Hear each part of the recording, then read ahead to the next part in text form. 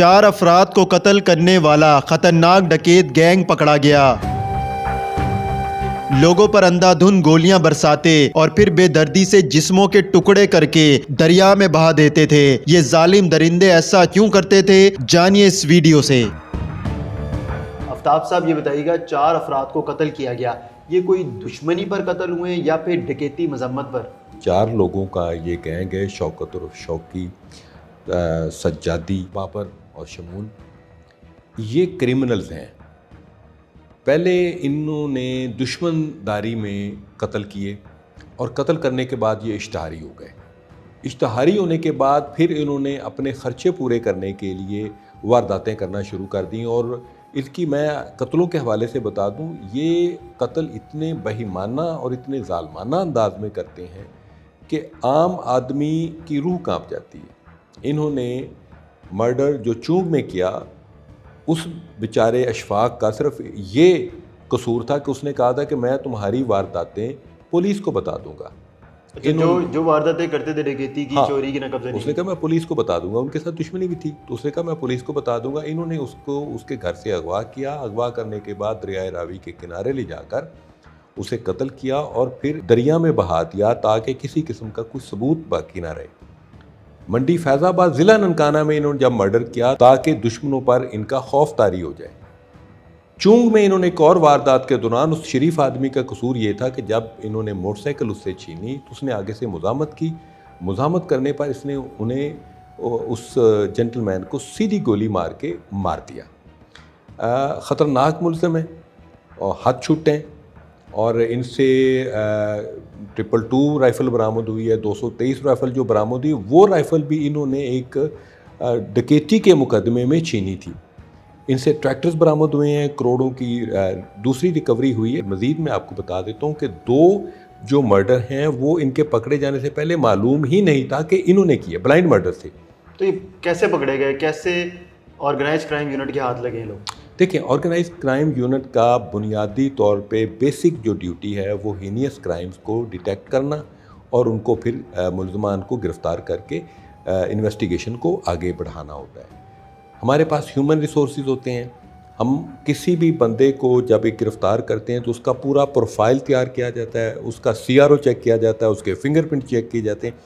اس سے پھر ہمیں اس کے مجرمانہ ریکارڈ کا جب علم ہو جاتا ہے تو پھر اس کی پراپر تفتیش کی جاتی ہے، اس کے ساتھی کون تھے، کن کن کے ساتھ واردات کی، موٹیو کیا تھا، تو دین پھر اس کے باقی ساتھی بھی گرفتار ہوتے گئے اور یہ گینگ مکمل ہو گیا۔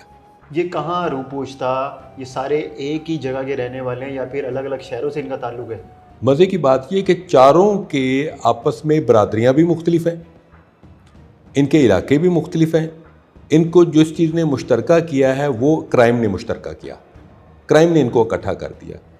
اکٹھے مل کے وارداتیں کرتے تھے، اور واردات کرنے کے بعد چونکہ اشتہاری تھے تو اشتہاری ہونے کی وجہ سے یہ ان کا ذریعہ روزگار یہی تھا کہ روڈ رابری کر رہے تھے، ہاؤس رابریز کر رہے تھے، ڈکیتیز کر رہے تھے۔ انہوں نے ایک ٹریکٹر چھینا، وہ ٹریکٹر بھی برآمد ہو چکا ہے۔ بنیادی طور پہ تھانہ چونگ کا 2021 کا جو اشفاق کا اغوا کا مقدمہ تھا وہ پولیس کے لیے مہمہ بنا ہوا تھا۔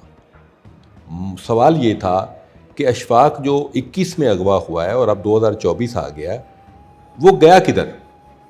اگر تو اغوا ہوا زندہ ہے تو سامنے آنا چاہیے، اگر خدا نخواستہ وہ مرڈر ہو گیا تو پھر مرڈر کے ثبوت سامنے آنے چاہیے، جس پر DIG صاحب organise crime unit captain Liaquat Ali ملک نے خصوصی طور پہ OCU ساؤتھ کی ڈیوٹی لگائی۔ میرے پاس یہ کیس آیا اور میں نے پھر DSP فاروق اصغر اوان، چونکہ متعلقہ علاقے کا وہ DSP OCU ہے، ہم نے کہا کہ ہر صورت میں اس کیس کو آپ ٹریس کریں۔ ٹریس کرنے میں اس کے موبائل فونز کا ڈیٹا، اس کی سابقہ لوکیشنیں، وہ ساری چیزیں چیک کی گئیں۔ پھر پتہ چلا کہ ان کی مغوی کی، کیونکہ مقتول کا بھی نہیں پتہ تھا، مغوی تھا، اس کی دشمنی فلاں فلاں لوگوں سے تھی۔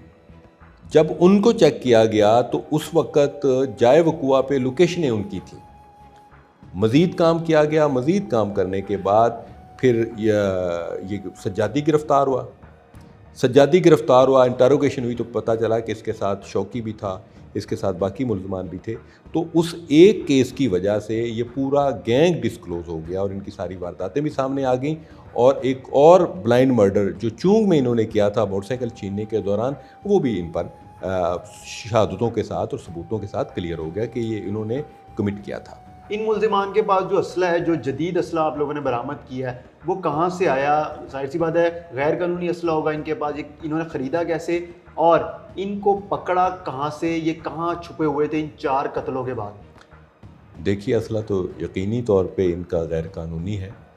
اس میں جو ان کی 222 رائفل ہے وہ انہوں نے ایک پٹھان سے خریدی جو ناجائز اسلحے کا کاروبار کرتا ہے اور ہم اس کے بھی پیچھے ہیں. اور دوسری جو 223 تھی وہ انہوں نے ایک ڈکیتی کے دوران چھینی تھی جو تھانہ ضلع ننکانہ کے تھانہ فیض آباد کا مال مقدمہ ہے. اس کے بعد انہوں نے چالاکی یہ کی ہوئی تھی کہ ایک ایسے علاقے میں انہوں نے مکان کرائے پر لیا ہوا تھا جس میں پولیس کی اپروچ کافی مشکل ہو جاتی ہے. کیوں؟ ایک حساس علاقے میں اچھا انہوں نے، اور میں یہ سمجھتا ہوں کہ یہ بھی ایک اس ایریا کی ناکامی ہے کہ وہاں پہ کرمنل کرایہ دار بن کے رہ رہا ہے. اس کا پورا طور پہ کلیئر ہونا چاہیے تھا. لیکن بہرحال جب یہ ٹریس ہو گئے تو ٹریس ہونے کے بعد الحمدللہ پولیس کے پاس بھی اب وسائل کی کمی نہیں ہے.